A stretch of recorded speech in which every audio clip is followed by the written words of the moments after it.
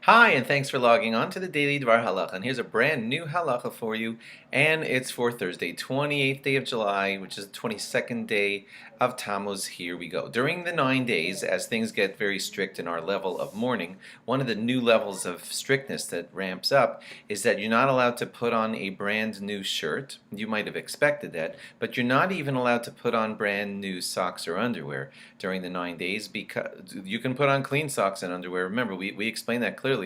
Socks and underwear go right against your skin, and they can be clean and laundered and all that. But a brand new set of any of that to put on during the 9 days is just too much, not a feeling of mourning. So don't do that during the 9 days. No new socks or underwear or shirts or things of this, or shoes or stuff like that. If you had an item of clothing that you made a shehecheyanu on, let's say before the 9 days, or earlier, I don't know, it's just the Shechianu was already recited, but you actually never really wore it, so it's still like brand new. That too should not be worn during the 9 days for the same kind of reasons. The rule is also going to be that you shouldn't purchase brand new clothing during the 9 days. You shouldn't create brand new clothing if you know how to sew or whatever. Don't create brand new clothing during the 9 days either.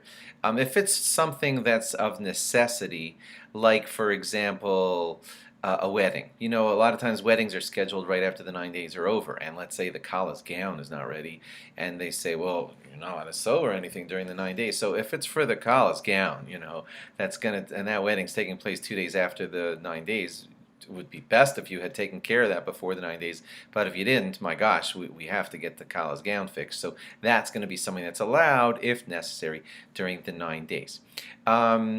If you don't have your special sneaker shoes to wear for the Tisha B'Av day, and it's the 9 days, and you're like, oh, I'm not allowed to buy new clothing, but you don't have Tisha B'Av shoes, you're allowed to buy Tisha B'Av shoes during the 9 days because that's a necessity. You have to have that.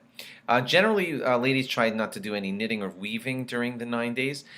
You know that weaving is considered by the Hebrew terminology, it's called shesi, and that's has, at least in its word, it has a resemblance to the word Evan Shasia, the stone from which God drew all of creation, and which is the spot in the Holy of Holies in the Beis Hamikdash. So that Evan Shasia stone, we want to be sensitive and recall it and everything. And by sitting there weaving, you're kind of like running over that word and not caring. So by not weaving, we show that I care about Evan Shasia, the spot where it's all destroyed right now and it has a golden mosque over it of another religion. So we don't weave, and we kind of recall our sadness over that.